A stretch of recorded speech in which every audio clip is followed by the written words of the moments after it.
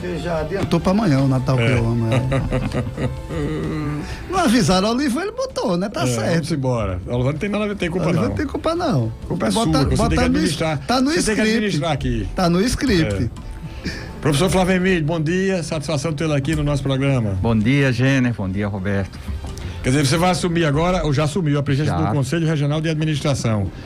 E aí é o seguinte, para o nosso ouvinte saber, o que é que o Conselho de Administração faz? O Conselho de Administração, ele tem uma missão que é a de registrar os profissionais e garantir o exercício legal da profissão. Certo. Essa é a função básica. E tem mais alguma coisa importante que o Conselho presta, que faz, que realiza, que oferece aos administrados, aos formados, aos executivos que trabalham com a administração? Sim, existe um papel, não só o papel legal, mas também um papel construtivo, que é o de fortalecer um grande número de profissionais de administração com ações que façam com que eles tenham um espaço cada vez maior no mercado. A ideia é defesa da profissão. Há um reconhecimento na sociedade pela qualificação, pela necessidade do uso de profissionais formados em administração? Cada vez mais esse fenômeno tem acontecido.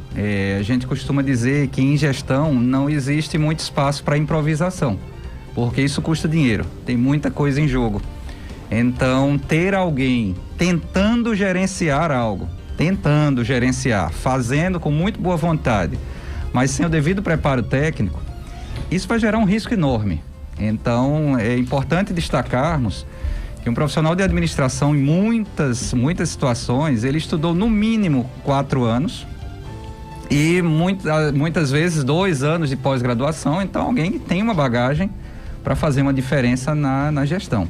E não só o bacharel, que leva 4 anos estudando, como também o tecnólogo, que leva 2 anos, um curso mais focado, mais específico.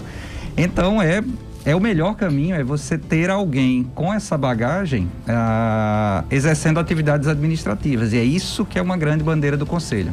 Flávio, a gente tem ouvido algumas pessoas reclamarem que as gestões que passaram pelo Conselho nunca buscaram uma integração maior, por exemplo, com órgãos como Fierne, como Sebrae, como Federação do Comércio, próprio governo. Qual projeto existe hoje, ou que projetos vocês estão pensando para poder fazer isso, ou isso não faz parte da pauta da nova gestão? Faz parte, sim. Ninguém consegue fazer nada sozinho, né, Roberto? Então, estabelecer esses canais de comunicação é uma missão árdua, não é muito fácil, até porque isso leva um certo tempo, mas está na nossa pauta, sim. E existem conselhos Brasil afora que tem essa interface, com junta comercial, por exemplo, com órgãos que de alguma forma estão ligados ao setor produtivo. Então isso está na nossa pauta, sim. E a gente já começou a fazer as primeiras articulações nesse sentido. As empresas têm procurado contratar administradores ou entendem que isso eleva os custos? Isso dá retorno, né? Então, administra, né? Isso. Aliás, Flávio, você podia dizer o seguinte: qual é a função do administrador dentro de uma empresa? Só para que o ouvinte que não tem mais informação, ele saiba. A função do administrador dentro de uma empresa é exercer uma atividade que nós chamamos de gestão. E eu posso resumir essa atividade de gestão em 4 palavras para o nosso ouvinte entender bem facilzinho. A gestão prevê alguém que planeje. Estamos em janeiro, um mês muito adequado para planejamento. Então, primeiro, planeje. Segundo, organize. A empresa tem recursos e esses recursos precisam ser usados de maneira organizada. Terceiro, que seja um líder, que assuma o papel de figura de proa e vá adiante, condução. E o quarto item, que é fundamental e eu dou muito valor a ele: controles, Jenner e Roberto. Sim. Controles. Sem controle você não vai a lugar nenhum, amigos. Então, planejamento, organização, seja um líder e tenha o controle daquele negócio. Esse, em resumo, é o papel do profissional de administração. Flávio, a pandemia trouxe muitos transtornos e fechou muitas empresas, mas a pandemia também ensinou muito. Como é que está sendo essa história do trabalho feito em casa e do trabalho feito no negócio. É híbrido hoje a gestão dos administradores? Nós temos histórias interessantíssimas passadas há poucos meses. O olho do furacão, nesse contexto que o Roberto citou, foi março e abril. Março e abril foram terríveis porque todos foram pegos de supetão, inclusive nós administradores, e ninguém sabia muito bem se ia durar 15 dias o isolamento ou se ia se prolongar. E de uma hora para outra houve a proibição do trabalho presencial. Então ninguém sabia direito como é que isso ia acontecer. Mas temos notícias muito interessantes. A curtíssimo prazo, houve uma adequação ao home office, ao trabalho virtual. E a gente tem histórias para contar, inclusive em Natal, de gente que disse o seguinte: minha equipe foi para trabalho remoto e eu não quero que volte mais, porque eles ficaram mais produtivos em casa do que no trabalho. Obviamente, a gente também fica muito feliz com os decretos que foram liberando as atividades com toda segurança, mas não dá para virtualizar tudo, né? Então, é bom termos o trabalho presencial voltando, e aí vai ser, creio eu, que a virtualização veio para ficar e vai ficar dividindo aí o espaço. Vai ser híbrido o trabalho? Vai ser híbrido. Na empresa e virtualmente? Já está sendo, né? Isso é bom. Flávio, e aplicativos? Já tem desenvolvimento de aplicativos para os associados poderem utilizar? Como é que está sendo feito isso? Olha, nunca teve, tá? Nós nunca tivemos essa experiência de disponibilizarmos um aplicativo para os profissionais registrados, não. Mas não é uma má ideia. Inclusive, existe uma diretriz federal que fala de uso de tecnologias para uma comunicação mais direta com o profissional registrado. E aí, quando se fala em uso de tecnologia, a gente naturalmente lembra de quê? Dos aplicativos que estão aí na mão de todo mundo. Então, tá na pauta. Tudo hoje usa tecnologia, sobretudo a tecnologia digital. Sim. Então, os conselhos têm que se adequar. Flávio, quantos associados tem hoje o Conselho? Na verdade, assim, quantos administradores tem formados aqui no Rio Grande do Norte e atuando, quantos estão dentro do Conselho? Nós temos registrados 4.700 administradores. Aliás, fazendo aqui uma correção com as devidas desculpas aos colegas. Nós chamamos de profissionais de administração, não chamamos de administradores, como se falava no passado, porque houve a inclusão dos cursos de tecnólogo, que são aqueles cursos de gestão pública, logística, marketing, finanças, recursos humanos, etc. Esses tecnólogos, eles têm formação de 2 anos. E eles não são chamados de administradores. Então, a gente, para usar uma linguagem mais adequada, profissionais de administração. E esse público hoje soma 4.700 profissionais. O que é uma fração, Roberto, uma fração de um universo bem maior de profissionais que têm bacharelado em administração dos cursos tecnológicos. Então, esse é um grande desafio. Fazer todo esse universo de gente que não se registrou, que passe a fazer parte do Conselho e fortaleça o nosso Conselho. O Conselho atua em parceria com as universidades, procurando fazer a integração no mercado de trabalho dos novos profissionais? Sim, existe na nossa estrutura do Conselho uma diretoria de formação profissional. E essa diretoria de formação, ela se articula diretamente com os coordenadores de curso e professores. Então, por exemplo, existe evento anual envolvendo as universidades. Elas são grandíssimas parceiras nossas. Não podemos trabalhar desvinculados delas, não. Deixa eu lhe fazer uma pergunta mais inusitada. Vamos. Na opinião de quem passa por aqui, a área pública tem problemas gravíssimos de gestão, de administração, de ausência de planejamento. Qual é a visão que vocês têm a respeito disso? A área pública está se modernizando, está se reinventando. Só que isso não se dá numa virada de chave. Sim. Quando observamos como era a gestão pública no passado, a gente retrocede uns anos. Eu, particularmente, tenho uma visão mais construtiva e mais positiva. Ela está em processo de modernização. Poderia ser mais acelerado? Sim, poderia. Mas, por exemplo, existe uma geração de gente boa chegando, fazendo concurso, gente estudada, gente preparada, que está começando a ocupar cargos-chave. Então, eu vejo que a gestão pública pode, sim, dar frutos muito bons num futuro que não é tão longo, não.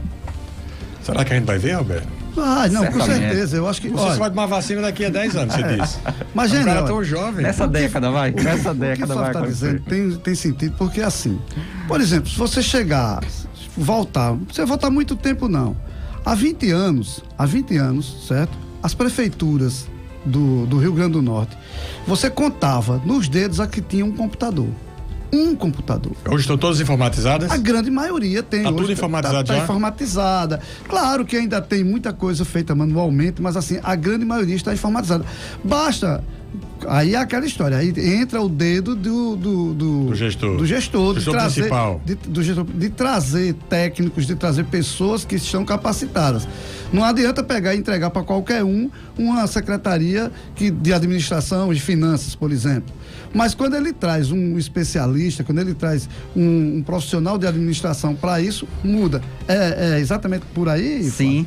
Inclusive, no nosso conselho, existe um projeto de visitação das prefeituras, dos municípios, para ressaltar a necessidade de profissionais de administração em seus quadros. Então, fazendo aqui um destaque desse aspecto que o Roberto falou do passado, de uns anos para cá a gente tem os portais da transparência.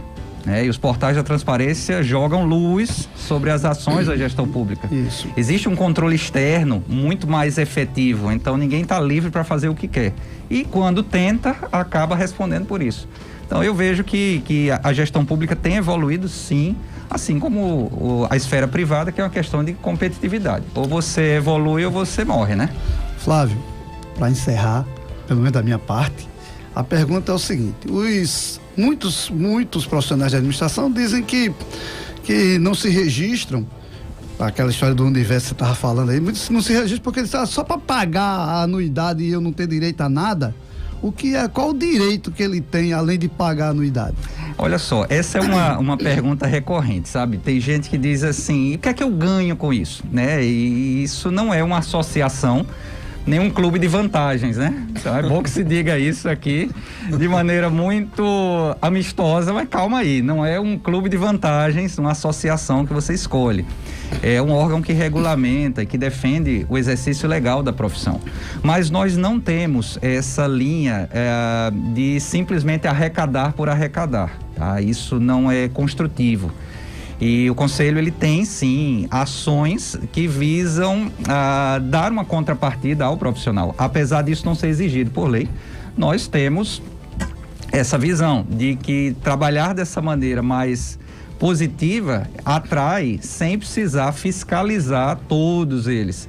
Haverá, e eu tenho certeza disso, haverá gente chegando a partir desse novo projeto, um projeto que fala de interiorização, de capacitação, né? Então imaginem, por exemplo, o profissional participar de um curso de formação e atualização pagando zero, basta que ele esteja registrado e em dia. Bom. Poxa, isso é um diferencial interessante. Tem uma pergunta do administrador aqui. Vamos.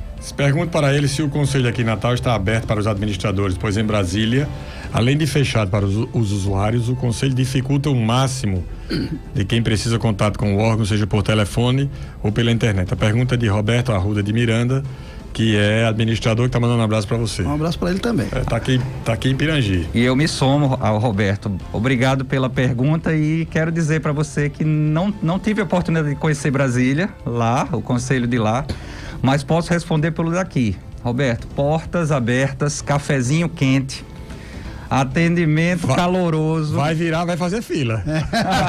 Pelo menos pelo cafezinho. Cafezinho quente, sim, novinho, quente, portas abertas, das 8 às 17 horas. A gente tem uma preocupação muito grande de ressaltar que o Conselho é a casa do administrador.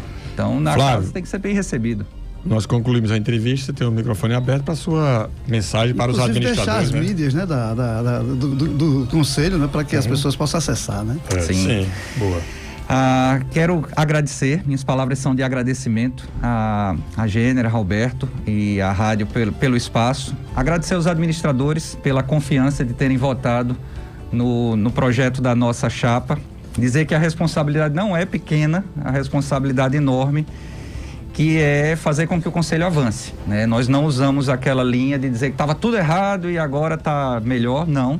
Nós precisamos fazer isso de maneira construtiva, fazendo o conselho avançar e conclamar os colegas, e aí eu vou falar um pouquinho de arrecadação agora, rapidamente. Nós estamos hoje, dia 25 do 1, e lembrar os colegas que até o dia 31 você vai ter 15% de desconto na sua anuidade, e esse desconto permanece em fevereiro, só que vai ser 10%, e em março não vai ter. Então aproveite para ficar em dia com suas obrigações e fazer o nosso conselho cada vez mais forte.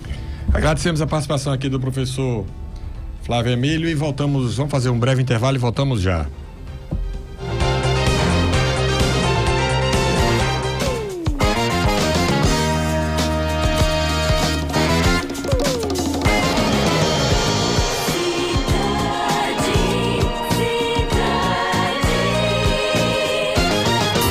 Noite 94, um programa com sucessos musicais nacionais e internacionais. Entrevistas ao vivo pelas redes sociais com os mais variados temas. Promoções. Participe e concorra pelo WhatsApp da cidade. 996164494. E mais, curiosidade, tudo que acontece no mundo da música, você ouve aqui. Programa Noite 94, a sua melhor companhia. De segunda a sexta-feira, das 20 horas até meia-noite. Aqui, na sua 94 FM, a Rádio TV da cidade.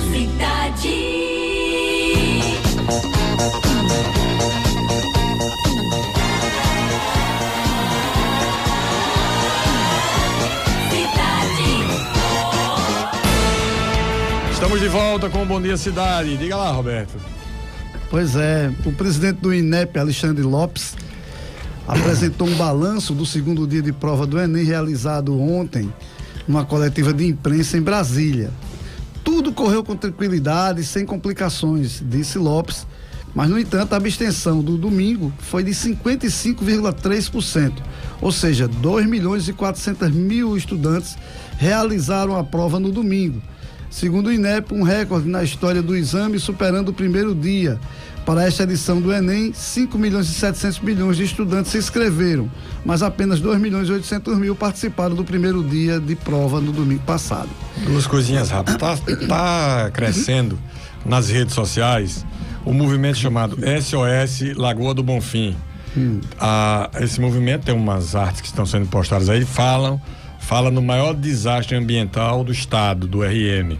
Diz que já secaram 60% das lagoas daquela região,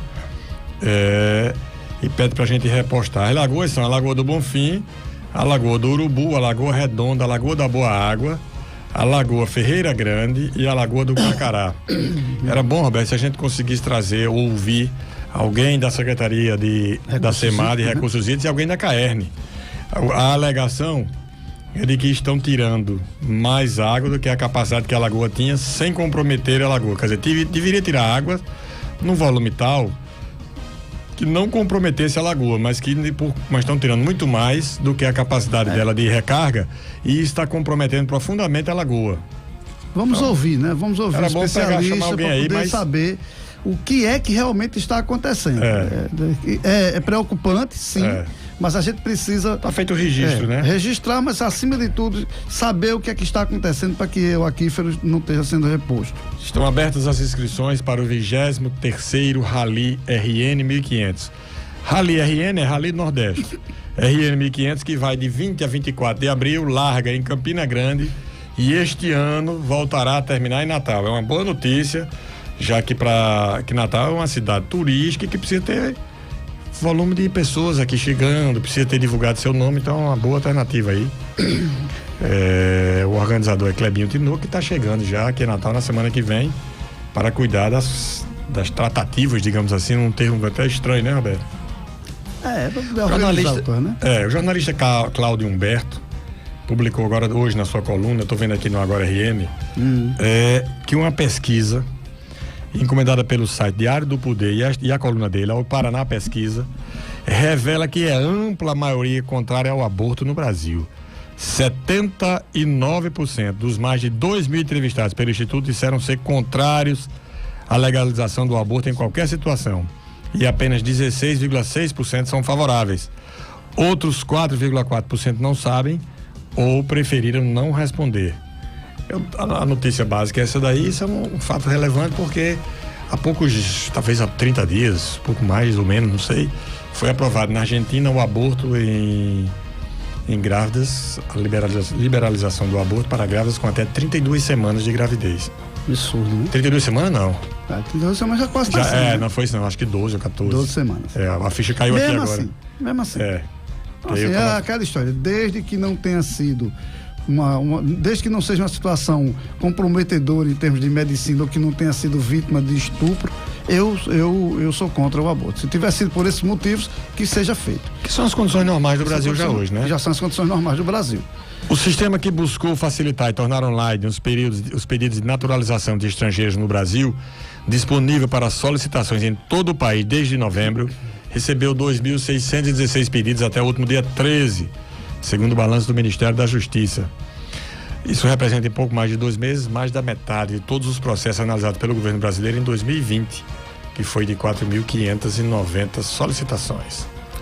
Levantamento divulgado pelo Datafolha mostra que 79% dos brasileiros querem se imunizar contra o coronavírus, que representa um crescimento de 6 pontos percentuais em relação à última pesquisa do Instituto, realizada entre 8 e 10 de dezembro de 2020. 17% disseram que não pretendem se vacinar e 4% não souberam responder. A pesquisa foi realizada entre os dias 20 e 21 de janeiro com 2.030 pessoas. A margem de erro é de 2 pontos percentuais. Eu estou aí nos 79% que quer ser vacinado. Faço questão. Embora eu já tenha tido aí essa aí. Faço questão não, mas vou me vacinar. Eu faço questão de ser vacinado. Eu não sei quando é que vai ser. Não, aí tudo bem, né? Mas vamos embora.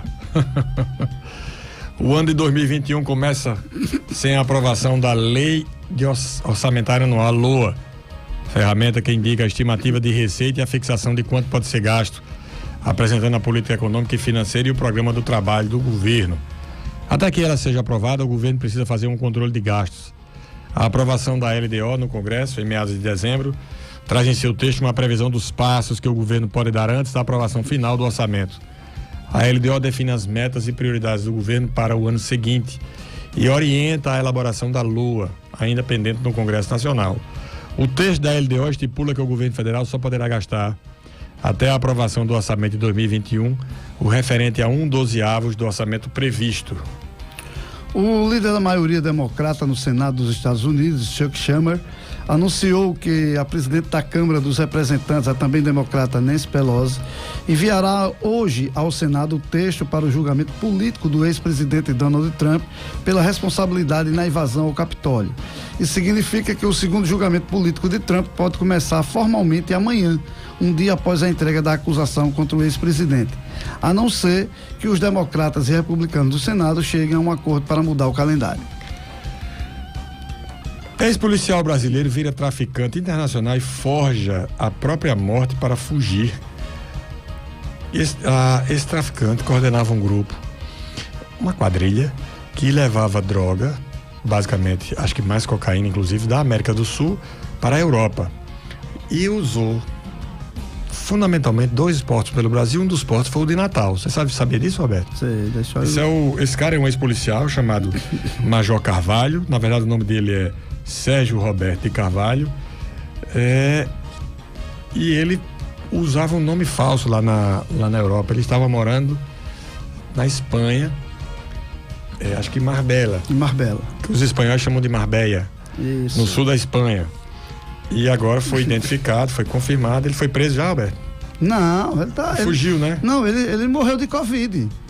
Não, já foi descoberto que ele não tinha... que ele estava usando... Ele forjou a morte dele, mas é tudo falso. Já foi descoberto. Ele já deve estar com uma nova identidade agora. Estou no encalço dele, mas foram apreendidos, Roberto. Se eu não estou enganado... 12 milhões de euros dentro de uma casa. 12 milhões de euros estava dentro da casa dele, uma mansão. Isso. Mas foram apreendidos, parece que 30 aviões. Ele tinha avião com 3 turbinas, ele pessoalmente, avião trijato, e foram 100 e tantos carros apreendidos. É uma fortuna, uma montanha de dinheiro que foi apreendido. Devia voltar pro Brasil. Se ele não é brasileiro, devia vir pro Brasil esse dinheiro todinho, né? Pois é, era bom. Então isso é um fato aí relevante. Por que é que isso tem importância pra gente? Porque certamente que agora nós vamos ficar tranquilos em relação à exportação de droga pelo aeroporto de Natal. Ele chegou bom, essa quadrilha, se é que foi ela mesma, chegou a exportar droga misturado com frutas e com outros produtos que são exportados aqui pelo Porto de Natal. Falar de futebol, né? Vamos. Felicidade de um lado, drama do outro. Em partida pobre em termos técnicos, valeu o acaso para trazer o resultado positivo para o Fluminense, com direito a um frangaço do goleiro Diego Cavalieri. Foi por baixo das pernas? Frangaço é quando a bola passa embaixo das pernas. Ele bota as mãos e a bola passa. O Tricolor venceu o Botafogo por 2-0 no domingo em São Januário pela 32ª rodada do Campeonato Brasileiro. Luca e o Wellington Silva fizeram os gols do duelo. O resultado deixa o Fluminense ainda mais perto do sonho da próxima Libertadores, pois a equipe está em 7º lugar com 50 pontos, logo atrás de Palmeiras e Grêmio, que tem 51 cada e estão dentro do G6. Vamos dar a classificação do Campeonato Brasileiro? Você quer dar os resultados, todos eles? Tem aí? Eu posso puxar aqui. Tem um resultado que eu dou aqui, a classificação. Tá certo, eu vou dar os resultados agora aqui. Rapidinho, porque já são 6 horas e 51 minutos. Rapidez, vamos lá. Resultados, os jogos começaram no sábado, com o São Paulo empatando em 1-1 com o Curitiba e o Vasco vencendo o Atlético Mineiro por 3-2. Internacional venceu ontem o Grêmio por 2-1, quebrou uma sequência grande do Grêmio, que não perdia para o Inter. O Atlético Paranaense venceu o Flamengo por 2-1, o Ceará venceu o Palmeiras por 2-1, o Atlético de Goiás venceu o Fortaleza por 2-0, o Sport venceu o Bahia por 2-0, o Santos perdeu de virada para o Goiás por 4-3, estava ganhando de 2-0. O Fluminense venceu o Botafogo por 2-0 e a rodada se completa hoje, a partir das 8 da noite, com Corinthians e Bragantino. Bom, classificação é o seguinte: em primeiro lugar o Internacional com 62 pontos, segundo o São Paulo, terceiro o Flamengo, quarto o Atlético Mineiro, quinto o Palmeiras e sexto o Grêmio. Na zona do rebaixamento, o 17º é o Bahia, que é o primeiro que está na zona do rebaixamento, o 18º é o Goiás, o 19º é o Curitiba e o 20º é o Botafogo. Tem 23 pontos só, rapaz. Como são 6 horas e 52 minutos, vamos dar uma paradinha pra gente dar os aniversariantes do dia, né? Vamos direto, que não vai ter tempo não. Não, a paradinha não é paradinha de intervalo, não. Sim. A paradinha é nas notícias. Vamos lá. Você dá os aniversariantes do dia. Vamos nessa. Parabéns para minha amiga Rayana França, advogada, empresária lá na Ribeira, trabalha na Produmar, que é a empresa da família de produtora de peixe, uma das mais tradicionais, a mais tradicional do estado. Então um beijo para Rayana França, parabéns para o patriarca Marcelo Fernandes, que hoje faz 92 anos. Mandar um abraço aqui. Fernandes, para todo mundo. Um abraço extensivo aqui para Maurício, para Wanda, para Fernando Fernandes, para Elisa e para Alice. Marcelo Fernandes, por exemplo, para quem não sabe, foi fundador e diretor da gráfica RN Econômico, da revista RN Econômico lá atrás. Então um abração para o doutor Marcelo. Parabéns para a Nicene Andrade, um beijo para a Ni. Parabéns para João Bosco Galindo, para Valderedo Nunes, para Marcos Barcelos, que a gente chama de Marquinho Cadete. Um abração, Marquinho. Parabéns para Ivan Pinheiro Bezerra e para Jaqueline Santos. Ivan. Vida longa e feliz para todos. Vamos embora, Roberto? Vamos lá. Vamos trazer mais notícias aqui que a gente tem aqui. Traga boas notícias, não diga mais. Boas notícias, mas vamos trazer aqui algumas notícias importantes. Tem aí foram vacinados no Brasil já até agora 580 mil pessoas. Isso. Entre todos os estados, né? Já quase 600 mil, já é um volume razoável. É um volume bastante razoável. Mas tinha sido anunciado ontem 700 mil. Mas 600, né? Mas são 580 mil até agora. Tá vendo aqui a notícia? O Roberto foi eleito o novo presidente de Portugal, foi reeleito, né? Em meio à pandemia, tá nas últimas notícias que nós vamos ver. Ontem ele já tinha ultrapassado. Já foi declarado vencedor, já. Já foi. Não, ele teve mais votos até do que na outra eleição, né? Sim. E a segunda colocada estava com 12% e o terceiro com 11%. Então, ele teve praticamente 70%, 76% dos votos, sei lá. Você tinha falado sobre a questão do fechamento entre 20 horas, entre 8 da noite e 6 da manhã, a partir de hoje, porque São Paulo entra naquela história do governo do estado, anunciou que adotará a fase vermelha no plano São Paulo a partir de hoje.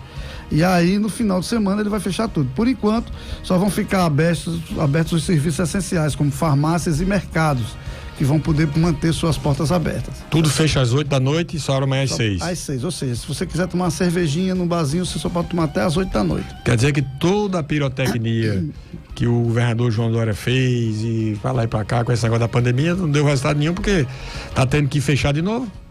Tá tendo que fechar de novo. Já fechou algumas vezes, né? Vai lá, vem cá e fecha, né? Pois é. Vamos às últimas? Vamos embora. Vamos lá. Enem. Candidatos que faltaram por Covid devem enviar laudos ao INEP. Estudantes com diagnóstico de doença infecto-contagiosa têm até sexta-feira para mandar os exames. Após pedido por inquérito, Pazuello vai a Manaus sem data para voltar. PGR solicitou apuração na conduta do ministro da Saúde em relação ao colapso da saúde pública na capital amazonense. Baleia diz que analisará, abre aspas, com equilíbrio, fecha aspas, pedidos de impeachment. Candidato à presidência da Câmara questionou no Twitter se o oponente Arthur Lira avaliaria pedidos contra Bolsonaro. Bancada feminina se divide entre Simone Tebet e o Rodrigo Pacheco. No placar geral publicado pelo Estadão Conteúdo, Pacheco está à frente de Simone em votos declarados. Ele tem 32 e ela 27. Campanha de recall cai ao menor número desde 2013. O número de convocações para a correção de falha no ano passado foi 30,4% menor do que o de 2019, segundo o Procon. É porque a grande maioria dessas falhas são em automóveis. Aí os automóveis estavam parados, que não estavam rodando, por isso deu isso. Covid-19. Reino Unido detecta 9 casos da variante brasileira. O ministro da Saúde britânico informou neste domingo que outros 77 casos da cepa sul-africana também são acompanhados de perto.